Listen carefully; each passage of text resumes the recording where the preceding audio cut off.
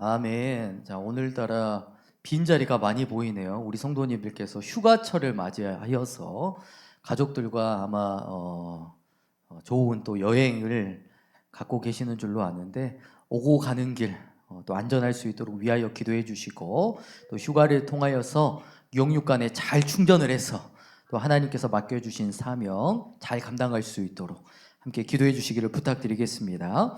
먼저 하나님께 정말 감사드리고 싶은 것은 요즘 우리 광주 새사람 교회에 여러 가지 좋은 일들이 참 많이 있다라는 것입니다. 첫 번째로 너무 좋은 일을 하나님께서 많이 주셔서 거의 매주 주일마다 떡을 맛있게 먹고 있다라는 거예요. 그리고 뿐만 아니라 이곳 저곳에서 부흥의 조짐들이 활발하게 보여지고 있다는 것입니다. 아주 오래전부터 우리 양 권사님과 이순아 권사님 그리고 저 세 사람이 함께 간절히 기도해왔던 한 가지 소원이 있었습니다. 그 기도의 소원은 바로 우리 교회 차에, 우리 교회 자동차에 사람이 가득 채워져서 새벽 예배에 함께 참석하여 은혜 받는 성도님들이 날로 더 많아졌으면 좋겠습니다 라는 소원이었습니다. 그런데 감사하게도 최근에 하나님께서 저희들의 눈물의 기도에 기쁨의 단을 거두게 해주신 덕분에 무려 4분의 새신자분께서 교회에 등록을 해주셨고 그 중에 무려 3분께서 날마다 저희와 함께 아주 좋은 스타리아를 타시고 새벽 기도를 날마다 부지런히 함께 깨워주고 계신다라는 것입니다. 그리고 새로 오신 이 성도님들께서 저에게 자주 어떤 고백들을 하시냐면 우리 광주 새사람 교회 담임 목사님은 영성도 설교도 너무 훌륭하고 부목사님은 찬양도 너무 은혜롭게 잘하시고 어째 호응들을 보니까 우리 성도님들은 전혀 그렇게 느끼지 못하시는 것 같습니다. 다시 한번 해볼까요?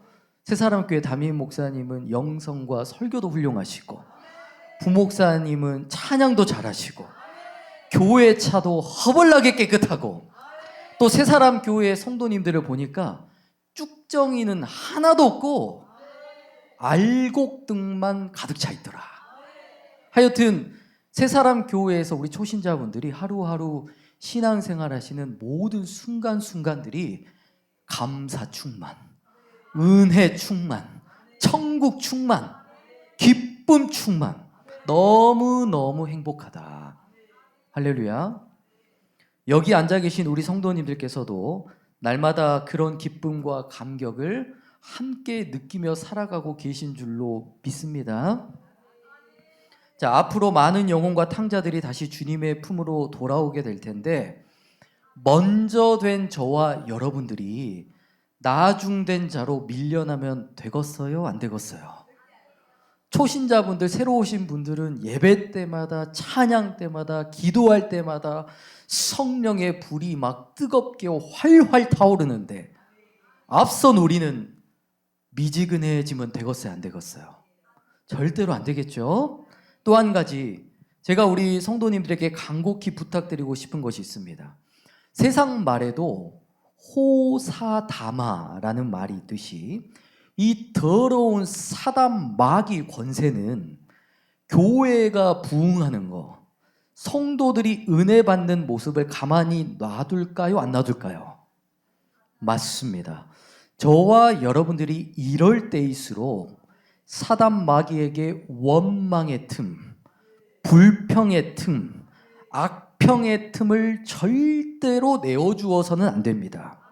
이럴 때일수록 저와 여러분들이 성령이 하나 되게 하신 것을 더욱 힘써 지켜야 하고 기도와 예배와 순종의 삼겹줄로 더 하나가 되어서 악한 마귀 권세를 이겨내고 하나님께서 시작하신 부흥의 역사를 끝까지 지켜나갈 수 있게 되기를 간절히 소망합니다.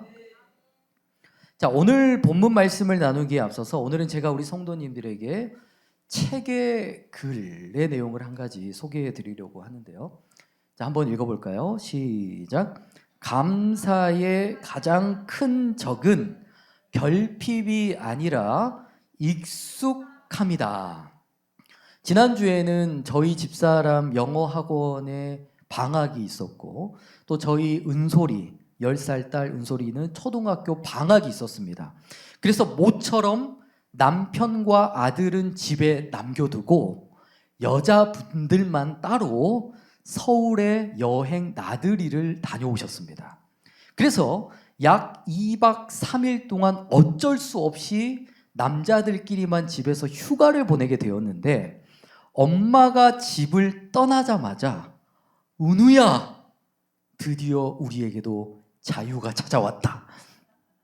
엄마가 없으니까 그동안 못 먹었던 인스턴트 음식, 햄버거도 마음껏 먹어버리고 빨래도 여기저리만 그냥 널브러져 틀어버리고 뿐만 아니라 평소에는 장난감을 가지고 놀더라도 엄마가 다 치워야 되니까 놀더라도 꼭 필요한 한두 가지만 조심스럽게 빼서 얌전하게 놀았어야 됐거든요. 근데 엄마가 없으니까 집에 있는 모든 장난감들을 땅에 다 쏟아버리고 신나게 놀았거든요. 그런데 그 기쁨도 잠시 시간이 조금 지나니까 엄마가 아내가 너무너무 보고 싶은 거예요. 왜냐하면 엄마가 없으니까 처음에는 인스턴트 햄버거가 맛있는데 그것도 삼시세끼 다 먹으려니까 질려 안 질려? 엄마 밥이 그리운 거야. 또 장난감을 치울 사람이 없으니까 장난감이 얼마나 뾰족해요. 물 마시러 가다가 밟아버리고 화장실 가다가 밟아버리고 발바닥이 살아남을 틈이 없는 거야. 또 은우가 하필이면 그날 열이 나는데 아빠가 또 온전한 케어를 해줄 수가 없겠잖아요. 또 무엇보다 엄마 아내가 없으니까 두 남자가 저녁에 잠을 자는데 허전해서 잠을 못 자겠는 거예요. 잠을 못 자. 그러니까 남편과 아들이 평소에는 엄마에 대한 소중함을 잘 모르면서 살아가다가 갑자기 하루아침에 엄마가 사라지고 나니까 무엇을 깨닫게 돼요? 비로소 엄마와 아내라는 존재가 그토록 우리에게 소중한 존재였구나. 집사람의 잔소리가 평소에는 듣기 싫었는데 없어 보니까 그게 나에게 약이었구나. 집사람이 그동안 우리 집안과 이 세 사람 교회 정말 막중한 역할과 십자가를 감당해 주어 왔구나.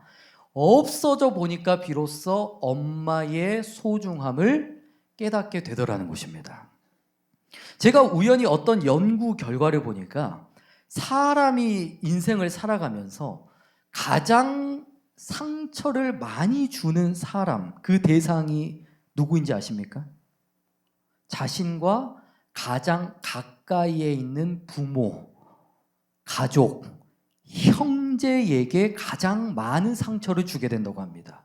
여러분 왜 그럴까요? 매일 얼굴을 보고 매일 함께 살아가다 보니 어느새 그 존재를 너무 당연하게 여기기 때문이랍니다. 그리고 저와 여러분들이 삶을 가만히 점검해 보시면 나와 일면식이 전혀 없는 혹은 낯선 사람, 처음 만난 사람을 대할 때 여러분 보통 그 사람들을 함부로 대하거나 함부로 말합니까? 안 합니까?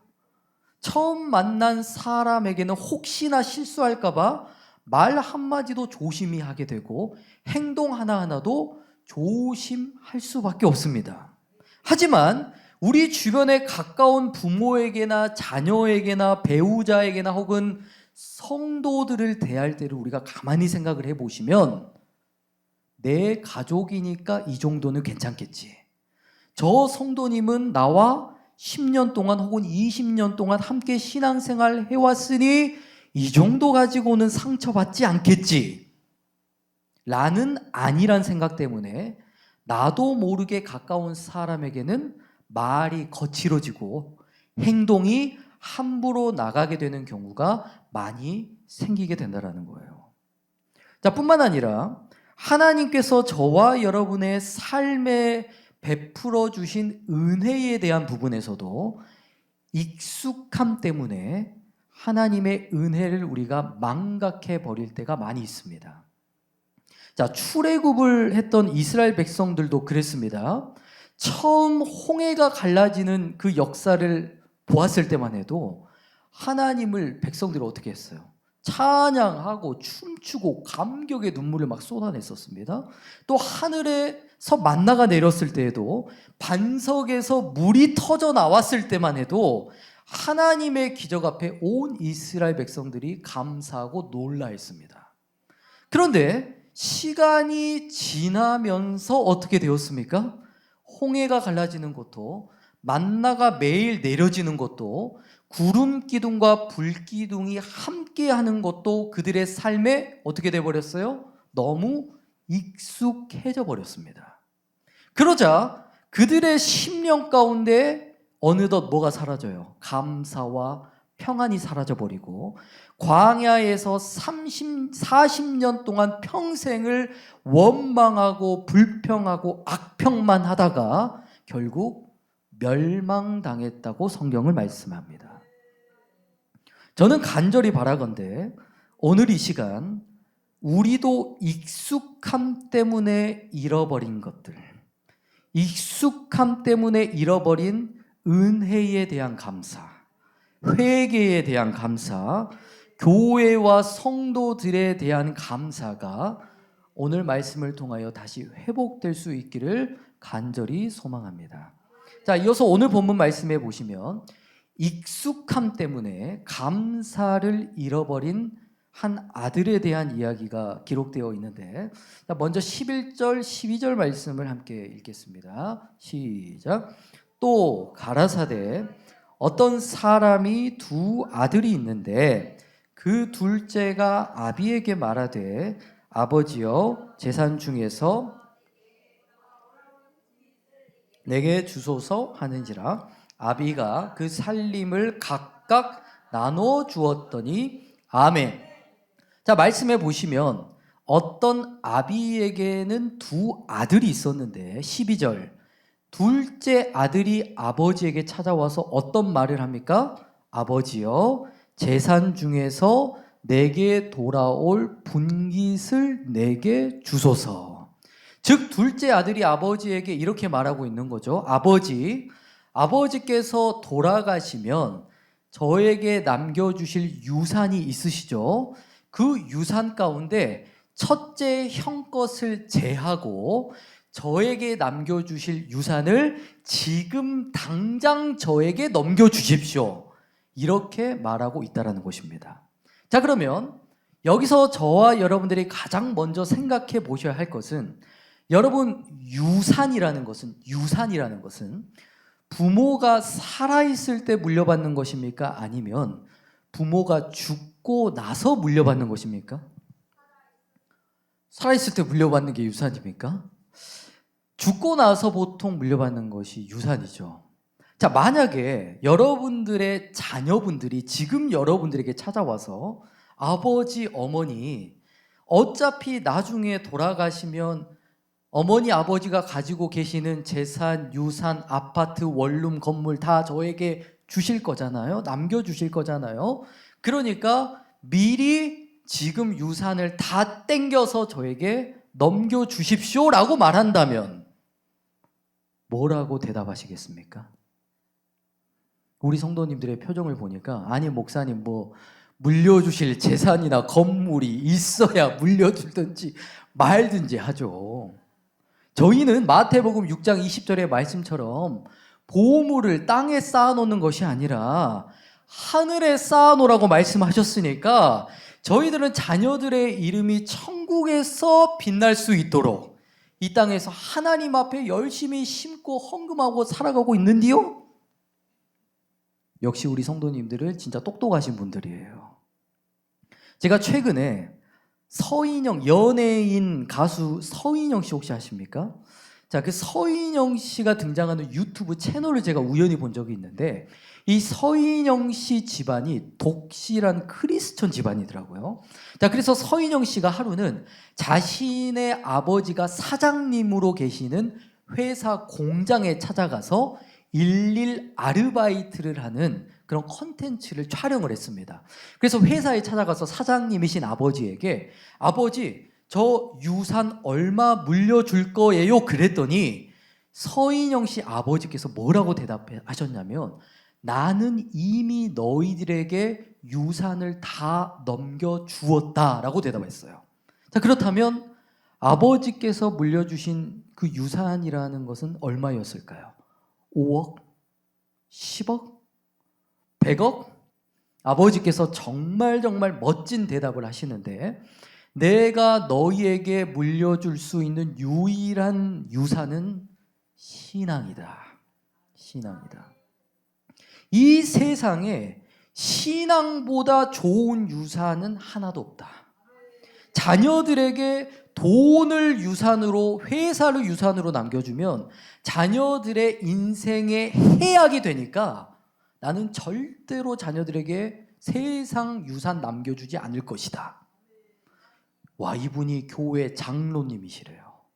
정말 멋지지 않으십니까? 여러분, 우리 자녀들의 인생이 정말 잘 되고 복되고 형통하고 효도하고 모든 범사가 술술 잘 풀리는 인생이 되기 위해서는요, 앞선 부모가 세상의 분깃과 유산과 먹을 것을 남겨준다고 되는 것이 아닙니다. 아닙니다. 그들의 영혼과 심령 가운데 우리가 남겨줘야 될 것은 뭐예요?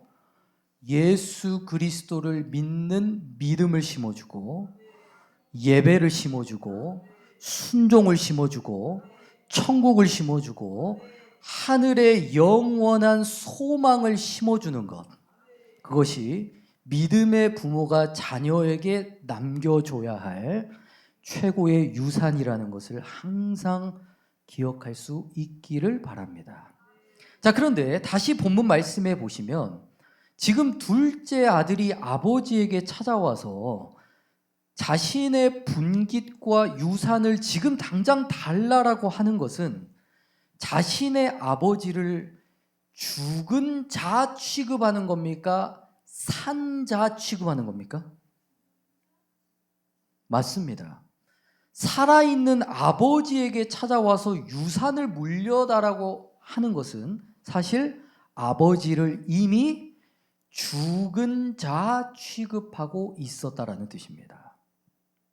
자, 그런데 오늘날 우리의 모습 속에도 얼마든지 이런 모습들이 똑같이 나타날 수가 있습니다. 혹시 우리 성도님들께서는 하나님께서는 죽은 하나님이 아니라 지금도 살아계시는 하나님이시라는 것을 믿으십니까? 그렇다면 그 살아계신 하나님께서 오늘도 우리의 기도와 간구, 믿음의 기도, 의인의 간구에 응답하신다는 말씀을 정말 믿으십니까? 하나님은 지금도 졸지도 주무시지도 아니하시며 눈동자처럼 우리의 모든 삶을 감찰하시고 지켜보신다는 말씀을 정말 믿으십니까? 하나님은 선악간에 심판하시며 각 사람이 행한 대로 그대로 갚아주시겠다는 말씀을 진정으로 믿으십니까? 또한 하나님께서 하나뿐인 독생자 예수 그리스도를 나 같은 죄인 하나 살리시기 위하여 십자가에 찢어 죽이실 만큼 지독하게 여러분들을 사랑하신다는 것도 정말 믿으십니까? 자, 그렇다면 이번에는 질문을 다시 조금만 바꿔볼까요? 자, 정말 우리가 진정으로 하나님의 살아계심을 믿는다면 예배 생활, 기도 생활을 내 마음대로 할 수 있을까요? 없을까요? 정말 하나님께서 오늘도 살아계시고 나의 기도를 듣고 계시고 가장 선한 길로 우리의 삶을 인도하시고 응답하여 주신다는 말씀을 진정으로 믿는다면 새벽을 깨워 기도해야 됩니까? 안 해야 됩니까? 하나님께서 선악간에 심판하시겠다는 말씀을 믿는다면 우리가 여전히 세상 정욕과 육신적으로 내 몸의 종이 되어 살아갈 수 있을까요? 없을까요? 하나님께서 각 사람이 행한 그대로 갚아주시겠다는 말씀을 우리가 진정으로 믿는다고 한다면 교회와 목회자와 성도와 이웃들에게 함부로 말하고 함부로 대할 수가 있을까요? 없을까요? 그럴 수 없습니다. 여러분, 세상에 믿지 않는 사람들, 세상의 악인들, 세상의 원수들이 왜 악을 즐겨하고 불법과 불의를 행하며 살아가는지 아십니까? 바로 하나님의 살아계심을 믿지 않기 때문에, 즉 하나님을 죽은 자 취급하기 때문에 그렇게 살아가는 것입니다. 자, 하지만 믿지 않는 세상 사람들만 그렇게 살아가는 게 아니고 오늘 본문 말씀의 내용을 보세요. 하나님을 아버지라고 믿는 교회 안에서도, 자녀들 가운데서도, 성도들 가운데서도 하나님을 죽은 자 취급하는 자들이 있다라는 것입니다. 하나님을 죽은 자 취급하니까 예배 생활, 신앙 생활을 하나님의 뜻에 맞춰서 하는 게 아니라 내 기분과 내 감정에 맞춰서 하게 됩니다. 하나님을 죽은 자 취급하니까 예수님의 핏값으로 사신 성도와 형제들을 함부로 대하게 되고, 하나님을 죽은 자 취급하기 때문에 우리의 삶의 죄와 불법을 행하고도 조금도 회개할 생각조차 가지지 않게 되는 것입니다. 자, 그리고 이 본문 말씀의 내용 안에는 충격적인 내용이 한 가지가 더 있는데요. 자, 이 말씀에서 둘째 아들이 아버지에게 분깃을 4개 주소서, 4개 주소서라고 말하고 있습니다. 자, 그런데 여기서 사용된 4개 주소서는 아랫사람이 윗사람에게 공손하게 부탁하는 표현이 아닙니다. 자, 원어에 보시면 도스 모이라고 하는 명령형입니다. 즉 무슨 말이냐면 우리 운규가 운우보다 2살 동생이에요. 근데 동생이 운우 형한테 야! 내 장난감 왜 가져가? 너 한 대 맞을래? 너 맴매 맞을래?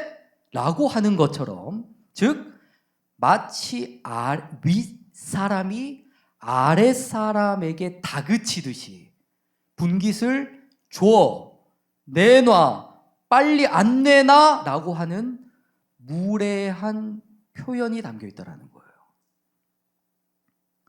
자, 우리가 하나님 아버지를 죽은 자 취급하게 되어질 때 가장 무서운 점이 바로 이것입니다. 자, 우리가 하나님을 죽은 자 취급을 하게 되면 낮은 자리에서 하나님의 말씀을 듣고 순종하는 겸손의 자리에 내려가려고 하는 것이 아니라 어느새 내가 누구에게 명령하는 자리로?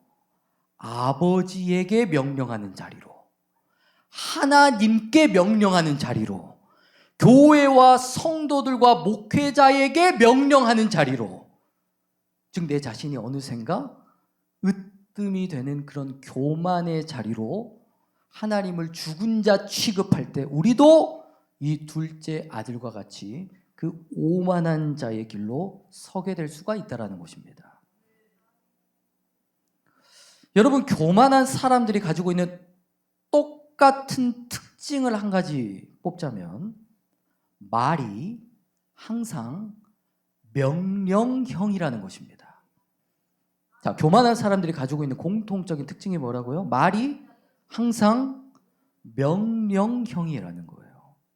이렇게 해, 저렇게 해, 내 말대로만 해, 내만 맞잖아, 내 생각만 옳잖아.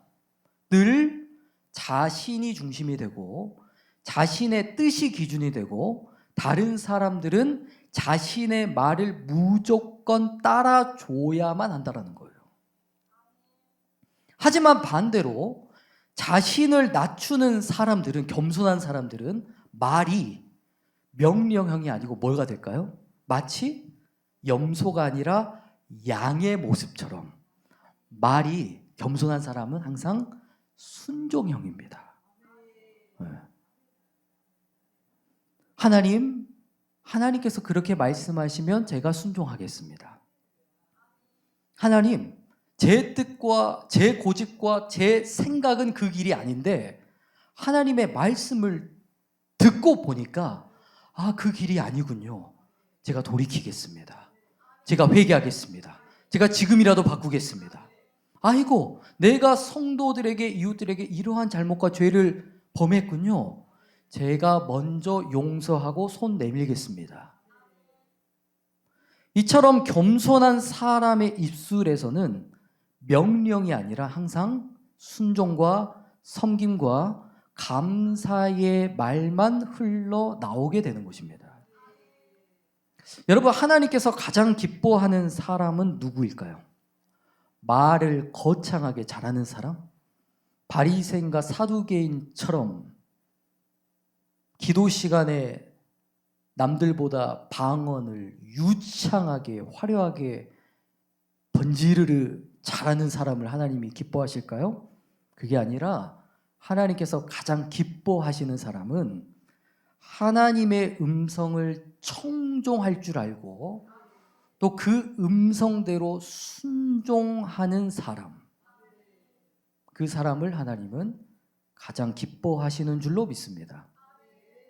자, 그렇다면 오늘 말씀의 둘째 아들이 왜 아버지를 죽은 자 취급하며 또한 아버지에게 자신의 목을 달라고 다그치고 명령하는 그런 잘못을 왜 범할 수밖에 없었을까요, 여러분? 저는 그 이유가 바로 설교 서론 부분에 여러분들에게 말씀드린 것과 같이 바로 익숙함 때문이었습니다. 둘째 아들은 매일 아버지와 함께 살았고 매일 아버지의 사랑을 누리고 살았고 매일마다 아버지의 보호와 공급을 받고 살아왔던 아들이었습니다. 하지만 둘째 아들의 문제는 뭐예요? 아버지가 베풀어 주신 사랑과 은혜가 너무 익숙해져 버린 나머지 그 심령 안에 어느덧 이스라엘 백성들과 같이 감사와 만족이 사라지고 아버지를 경외하는 마음조차도 무너져 버리게 되었습니다. 오늘날 저와 여러분들의 모습 속에도 둘째 아들과 같은 모습이 있을 수 있습니다. 우리가 처음 예수님을 믿고 교회에 처음 등록했을 때만 해도 하나님께 예배 드릴 수 있는 것이 감사였고 나 같은 죄인 중에 괴수가 예수의 보혈의 피값으로 인해 구원받아 하나님께 찬양하고 섬길 수 있음에 감사였고 회개의 말씀을 들을 수 있다는 것이 감사였고 마음껏 부르짖어 하나님 앞에 눈물로 기도할 수 있음에 감사, 성도들의 그 무한한 사랑과 섬김을 받을 수 있는 것만으로도 얼마나 우리가 감사와 감격이 넘쳤었습니까? 그러나 어느 순간부터 그 모든 것이 나에게도 너무 익숙해져 버렸습니다. 어느 순간 나의 삶에도 하나님께 받는 은혜가 당연해지고 한 영혼이라도 더 살리기 위해 눈물로 기도하고 말씀을 묵상하는 목회자에 대한 감사도 잃어버리게 되고 이름도 없이 주님의 몸된 교회와 성도를 위해서 항상 낮은 자리에서 섬기며 충성하는 성도들의 그 눈물과 수고로움도 어느 순간 우리가 당연하게 여겨지게 되는 거예요. 오늘 저와 여러분이 예배 전에 나눴던 은혜라는 찬양의 가사에 보시면 그런 가사가 있죠. 내 삶에 당연한 것은 하나도 없었다. 모든 것이 하나님의 은혜였습니다. 즉 오늘날 저와 여러분들의 삶에 우리가 누리고 있는 모든 것들이 단 하나라도 당연한 것이 있다라는 거예요? 없다라는 거예요? 맞습니다. 우리가 익숙함에 속아서 그 은혜가 은혜로 여겨지지 않을 뿐이지, 우리가 하루하루 살아가면서 누리며 살아가는 삶의 모든 것들이요, 사실 당연한 것은 하나도 없고, 모든 것이 하나님의 은혜, 모든 것이 교회의 은혜, 모든 것이 성도와 목회자의 은혜일 뿐입니다. 자, 오늘은 제가 우리 성도님들께서 우리가 얼마나 큰 은혜를 누리고 있는지를 망각하지 말라는 의미에서 제가 특별한 자료를 몇 가지 좀 준비해 왔는데, 자, 1번 읽어봅니다. 시작. 2025년 기준 신앙 때문에 살해된 기독교인이 4,476명이다. 자, 하루 평균 몇 명이 순교해요? 12명이 순교한답니다. 자, 2번 읽겠습니다. 시작. 중국의 기독교인 수가 9,670만 명인데 공안의 핍박 때문에 대부분 예배당이 없어요. 대부분 가정교회에서, 지하교회에서 몰래 숨어서 예배드린답니다. 자, 3번 시작. 전 세계 약 3억 8천 명의 기독교인들이 박해를 당합니다. 자, 전 세계 기독교인 중에 7명 중 1명은 그냥 박해가 아니고 목숨의 위협을 당할 만큼의 심각한 박해를 지금 이 순간도 받고 살아가고 있답니다. 자, 그리고 다음은 아프리카에서 성도님들이 어떻게 예배드리는지 한번 보겠습니다. 기도회가 진행되는 가운데 비가 내립니다. 집회가 진행되기 어려운 상황. 그러나 이들은 예배를 이어갑니다. 오히려 떠나는 사람 없이 더 주님께 열정으로 기도합니다. 이들은 매주 산상기도회를 열고 아프리카뿐 아니라 열방을 품고 기도하고 있습니다. 이들의 모습처럼 우리의 교회와 가정에도 기도의 불이 다시 타오르길 소망합니다. 자, 앞에 동영상에서 아프리카 성도님들이 예배드리는 모습을 보니까 어떤 마음들이 드십니까? 야, 우리는 진짜 행복하게 신앙생활을 하고 있구나. 하나님께서 우리에게 이렇게 좋은 예배당을 허락해 주셨어. 우리는 비가 오나 눈이 오나 천둥 벼락이 치든가 말든가 마음껏 하나님께 찬양하고 기도하고 예배할 수 있도록 허락해 주신 하나님 아버지의 은혜가 얼마나 귀한지를 다시금 깨닫게 된 줄로 믿습니다. 자, 사실 오늘 저와 여러분들이요, 종교의 자유, 예배의 자유를 누리게 된 것은 여러분 결단코 공짜로 되어진 것이 아닙니다. 우리를 하나님의 자녀 삼기 위해서 예수 그리스도께서 십자가에 자신의 몸과 살을 찢어 죽으시사 보배로운 피를 흘려주신 덕분이고, 또한 이 땅에 복음을 전하기 위해서 수많은 선교사님들과 믿음의 선진들께서 순교자의 피를 흘려주신 덕분에 오늘 저와 여러분들이 자유롭게 하나님을 예배할 수 있게 되었던 것입니다. 뿐만 아니라 오늘도 우리가 이 예배, 사소해 보이는 이 작은 예배처럼 보일지는 모르지만 우리 성도님들이 오늘 이 예배 자리에 나와서 말씀을 통하여, 찬양을 통하여, 기도를 통하여 은혜를 받고 누릴 수 있는 이유가 뭐예요? 그것도 공짜로 되어진 것이 아닙니다.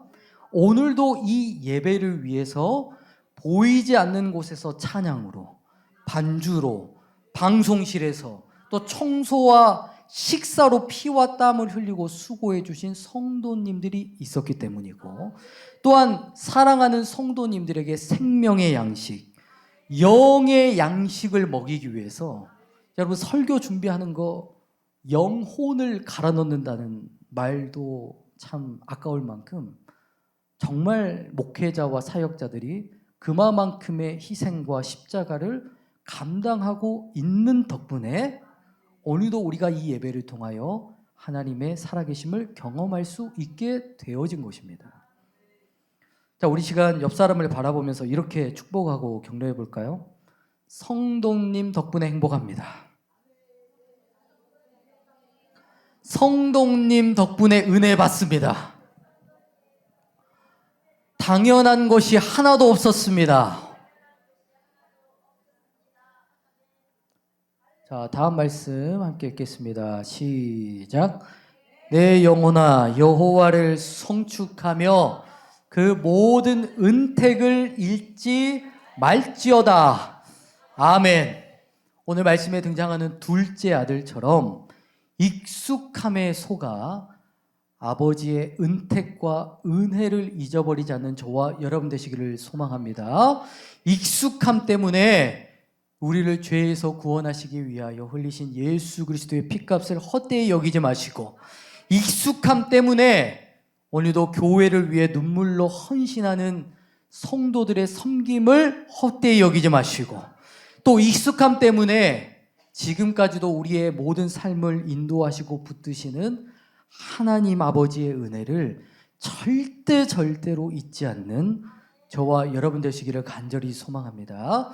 우리가 날이 갈수록 우리의 감사가 식어지고 순종이 식어지고 처음 사랑, 믿음, 회개가 식어지는 것이 아니라 날이 갈수록 하나님의 은혜에 대한 감사가 더욱 풍성해지고 더 깊어지고 하나님을 경외하는 마음도 더 뜨거워져서 처음 붙잡는 것을 끝까지 견고히 붙잡는 저와 여러분들이 되셔서 하나님 앞에 의의 면류관, 승리의 면류관, 영광의 면류관을 정말 한 사람도 실족당하지 않고 모두가 그 영광의 면류관을 상급으로 받게 되기를 주님의 이름으로 축복합니다.